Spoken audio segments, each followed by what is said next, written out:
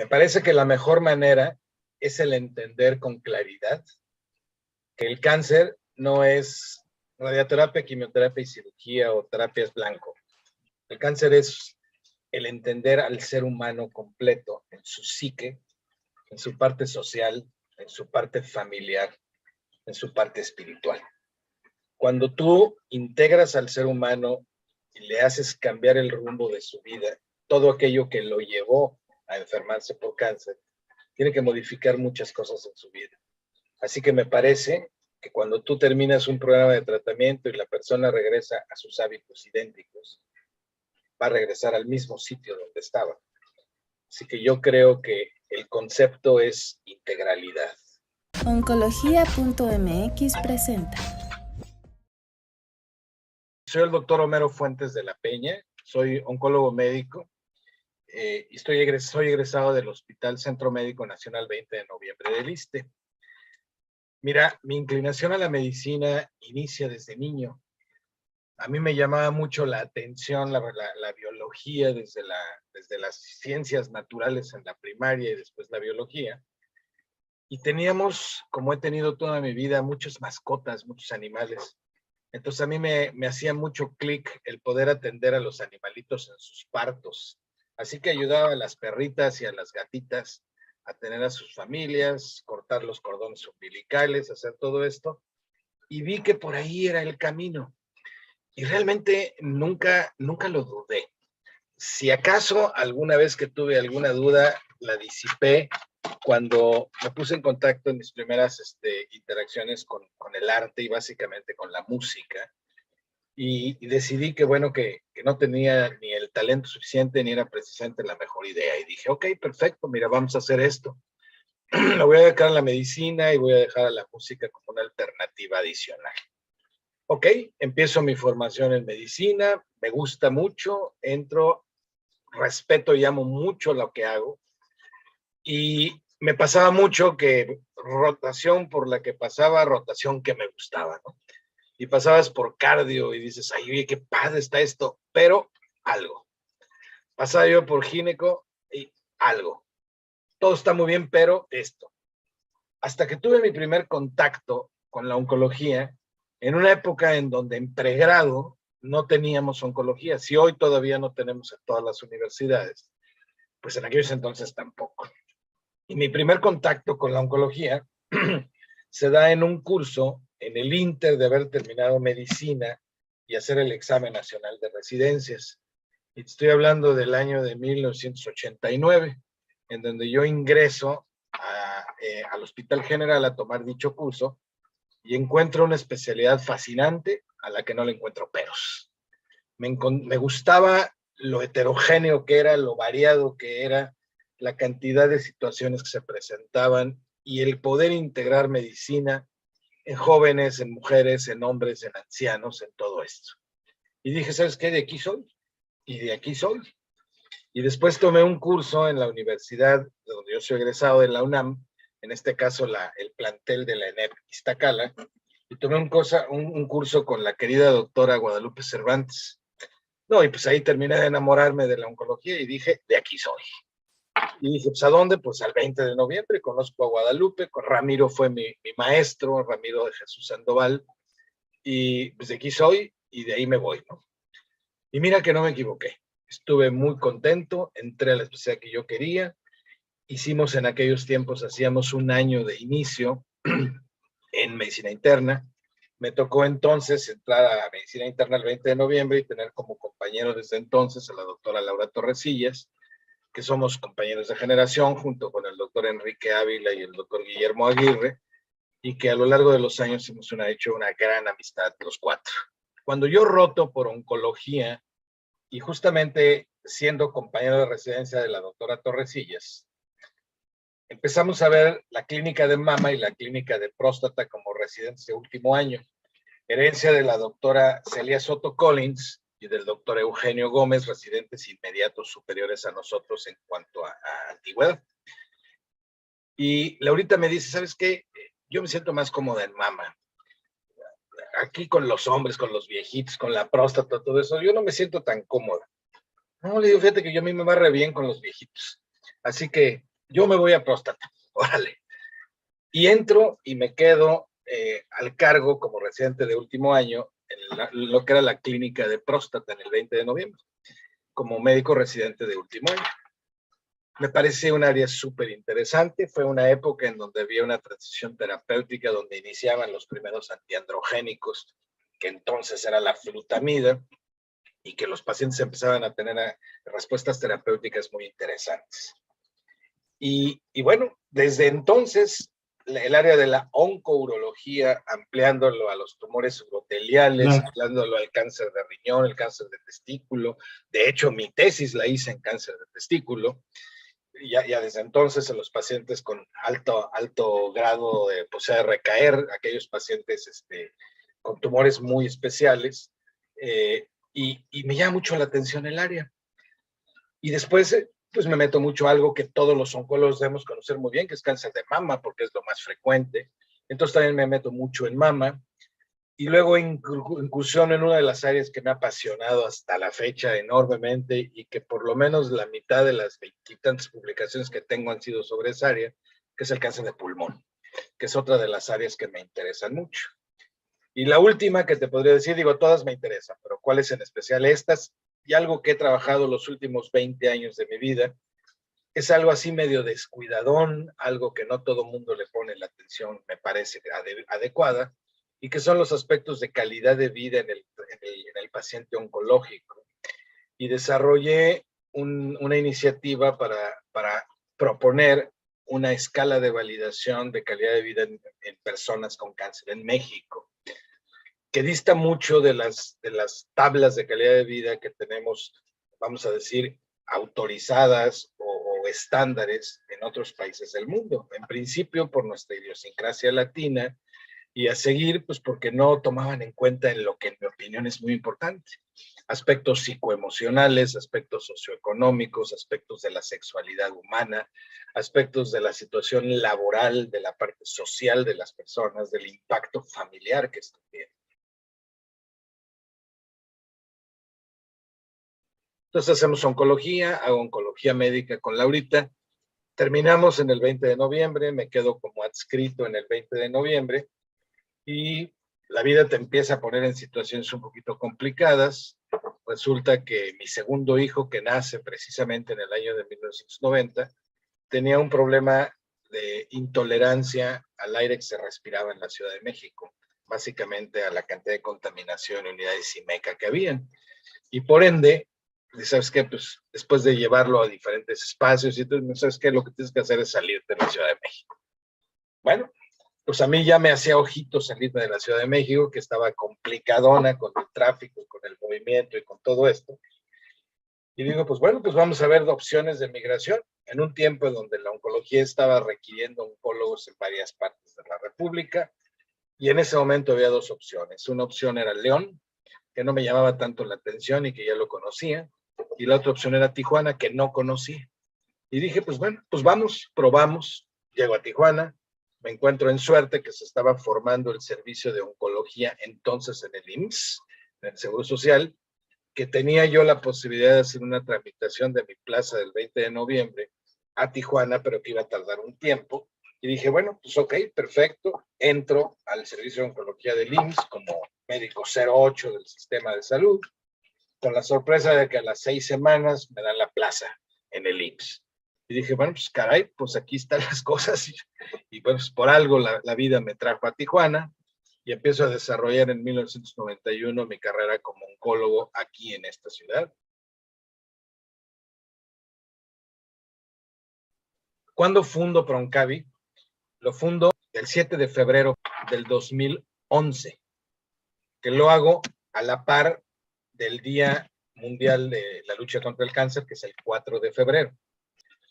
Así que hasta la fecha, tengo ya, vamos para el año número 11 de haber formado la Asociación Civil Pro Oncavi AC, que nos dedicamos básicamente a la meta que yo tengo, que es la reducción de la muerte por cáncer en los pacientes, el diagnóstico oportuno, la prevención en todos aquellos casos que sea factible, que no son pocos, y por supuesto el otorgamiento de servicios y de terapias complementarias a los pacientes ya enfermos. Y me estoy refiriendo, perdón, a la musicoterapia, a la terapia de arte, al clown, al teatro terapéutico, a los aspectos de nutrición, a los aspectos de psicología cognitiva conductual, al área gestalt, a la tanatología, a la psiconcología y a todos estos aspectos de apoyo jurídico, de cabildeo y de incidencia que en un momento se tiene que hacer para que las cosas funcionen. Siempre he tenido una vena muy social, y esto es una herencia de mi madre, ¿no? Desde niño me enseñó a dar y me dejó muy en claro que aquella persona que no vive para servir, no sirve para vivir. Y desde niño lo aprendí, entonces he estado en asociaciones civiles haciendo desde siempre, tratando de llegar a la gente más vulnerada y tratando de buscar la manera de poder lograr que tengan mejores calidades de vida y mejores condiciones como tal. Empecé a hacer preguntas y preguntas y junté a personas de culto religioso, abogados, a psicólogos, a tanatólogos, a nutriólogos, a un grupo de personas con las cuales saqué una serie de reactivos. Llegué a tener más de 300 reactivos en algún momento dado, cosa que no era práctica, hasta que en un momento dado me di cuenta que poder llevar esto a un ejercicio simplificado de un cuestionario de 20 reactivos que englobaran varias cosas, y diseñé para ello una escala numérica que me permitiera poderlo hacer. Ok, le dio forma a mi trabajo de calidad de vida. Me di cuenta que había mucho más que teníamos que hacer. Y ese mucho más que teníamos que hacer me incita a formar una asociación civil que abarcara no solamente cáncer de mama, sino todas las neoplasias, y que viera al cáncer como una enfermedad multi e interdisciplinaria. Y por eso fundo Proncavi, hasta que me encuentro a la persona idónea que sabía cómo hacerlo. Conozco a la que hoy es mi esposa, Edith Pérez Velázquez, la licenciada, que es una experta en todo el diseño de asociaciones civiles y que le dio toda la forma, toda la estructura y todo este rollo. Y desde entonces Proncavi AC funciona y muy orgullosamente les puedo decir que somos la asociación líder en el noroeste de México. Cuando analizo los resultados después de 5,226 entrevistas y tras un periodo de 16 años de trabajo, empiezo a sacar las variantes bioestadísticas necesarias para ver qué tanto era casualidad y qué tanto no lo era. A los pacientes les va mejor cuando se atienden en grupo que cuando se atienden por un oncólogo solo. A los pacientes les va mejor cuando están mejor nutridos y cuando les das asesoría nutricional. Les va mejor cuando tienen apoyo psicológico. Les va mejor cuando desde el punto de vista socioeconómico saben cómo recurrir, a dónde acudir, cómo hacer un testamento, por ejemplo, cuando es el caso. Y cuando tengan la necesidad del apoyo espiritual también, no religioso, sino sí espiritual, les va mejor. He tenido en suerte presentarlo 2 veces el trabajo en el Congreso Nacional, precisamente en el 2016 aquí en Tijuana y después en el 2017 en Querétaro.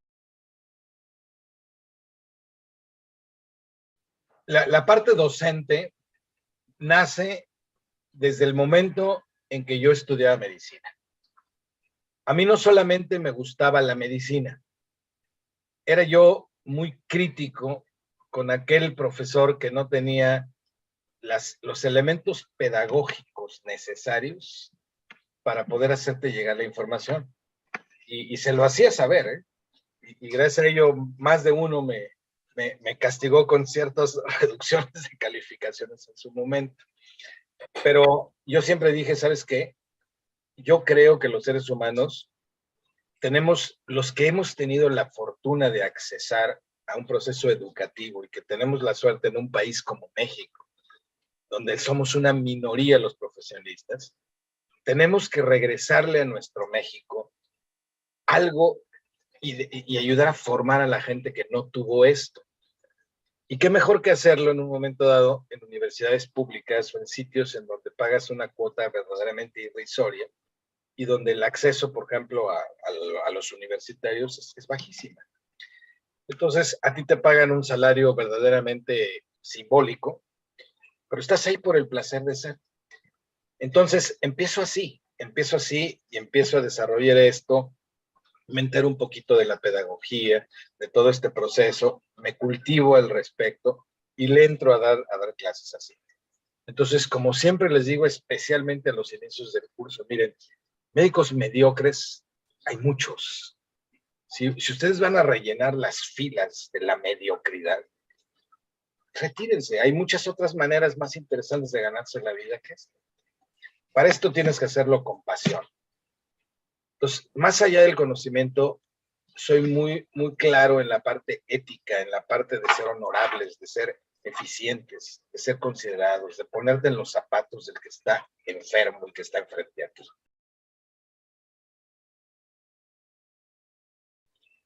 Y en cuanto a los libros, mira, básicamente lo que he publicado han sido primero artículos de diseño mío o artículos trabajados en conjunto, veintitantos, y tengo básicamente un libro que es particularmente importante para mí y que se llama Más allá de la calidad de vida. ¿Qué hice? Hice un relato lo publiqué en el 2007 y ya estoy formando lo que va a ser la edición, espero 2023 o 2024, espero 2023. Hice vamos a decir, un informe novelado de las experiencias en el trayecto de recorrer la calidad de vida de esas 5,226 entrevistas con un total de más de 1,000 pacientes de mama y 1,775 pacientes.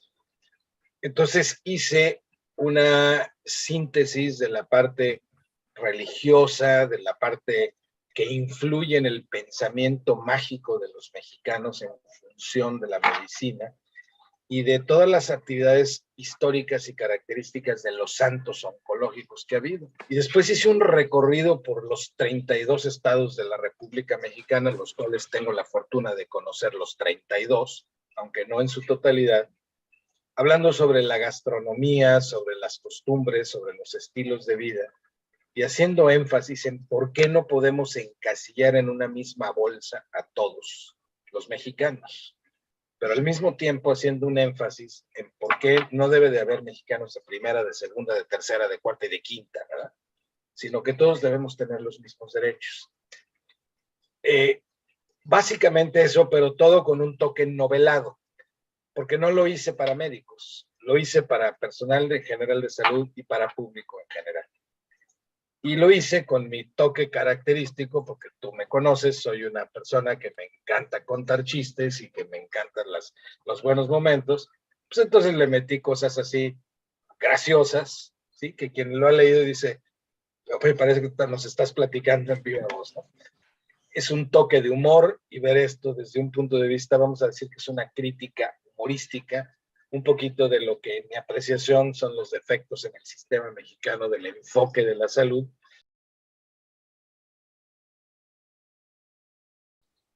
Hago un poco de música, estuve participando en la ópera de Tijuana cantando un par de años. No soy para ópera, me gusta el canto y aprendí mucho de técnica vocal. Me gusta mucho en general la parte musical como tal. Entonces hago algo de esto, tengo 2 hijos músicos además. Entonces hago mucho de esta actividad. Y trato de aplicar la parte de la música a la musicoterapia en los talleres que hacemos con los pacientes. También hago teatro terapéutico, tanto en serio como en comedia propiamente, o teatro infantil. Llego y cumplo los 12 años en Cataluña. Cuando tú cumples 12 años, se supone que estás autorizado como parte de la sociedad a empezar a tomar vino. En suerte, mi abuelo había viajado también de Cataluña a México cuando yo tenía esos 12 años. Mi padre era abstemio, entonces le dice, ni se te ocurra pensar que Homero le vas a heredar tus pésimos gustos de no beber vino. Así que lo vamos a dejar que lo pruebe y si a él le gusta, él tiene mi permiso para tomar vino y no el tuyo. Perfecto, y dice el abuelo, ¿quieres probar? Sí, claro que quiero probar. Entonces me sirve un poquito de vino y como se usaba en aquellos entonces, ni siquiera había copas, bueno, sí había, pero no era popular. Te servían en un vaso, te ponen el vino y te ponen un agua de sifón tipo mineral a la que le chorreaban para diluirlo, ¿sí? Y tomaban un poquito de pan y te lo ponían en la boca y te daban así y luego bebías un traguito. Y me dice, ¿te gusta? Sí, sí me gusta. Tienes 12 años, a partir de hoy puedes tomar vino todos los días. Entonces empiezas tomando vino diluido con agua mineral y en ese proceso, bueno, yo me tardé como 2 meses en que le quitaran el agua mineral. Cuando me jubile del ISSSTE, voy a hacer un curso formal como sommelier. Yo dije, voy a llegar al curso, ya más o menos le sé, va a ser muy sencillo y cuando llegas te das cuenta que estabas pero bien mal, ¿no? No sabías gran cosa de lo que verdaderamente se debe de saber. Así que tomo mi curso de sommelier como tal, me gradúo de Culinary Art School, Culinary and Wine Art School aquí en Tijuana. Termino en el 2017 y después pues sigo en este camino, me invitan a ser docente también en Culinary, se me asigna la parte de vinos de Sudamérica. Bueno, pues me tengo que especializar en vinos argentinos, en vinos del Uruguay, en vinos chilenos, en vinos de la parte sur de nuestro continente americano. Y le entró al reto, ha sido fascinante también. Y posteriormente califico para hacer la gestión para ser sommelier internacional a través de un proceso de selección y de un examen que haces con la WSET de Londres para el nivel 2 de vino. Lo presento, lo hago y lo paso afortunadamente con honores y muy bien. Entonces aquí me tienes también como sommelier internacional y realizando actividades académicas y hoy haciendo mucho y cazando mucho lo que es el vino y la salud. El consumo moderado, razonable y saludable del vino para la salud y la prevención y la reducción de riesgos cardiovasculares, oncológicos, de salud mental y de algunos otros elementos interesantísimos que tiene el consumo moderado del mismo. En una ciudad como Tijuana, pegados al Valle de Guadalupe, y quién iba a decir que el destino, sin conocer yo Tijuana, me iba a traer a esta tierra que ahora me brinda la posibilidad por la cercanía con la región vitivinícola más importante de nuestro país y con los vecinos al norte, la parte de los viñedos de California, poder desarrollar también esta actividad de manera muy interesante.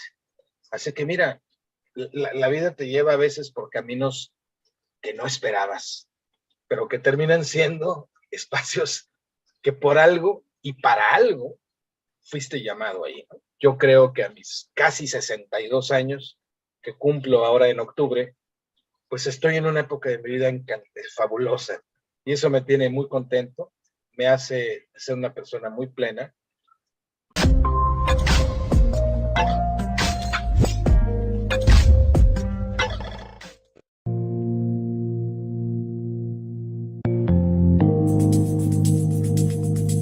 Lasalud.mx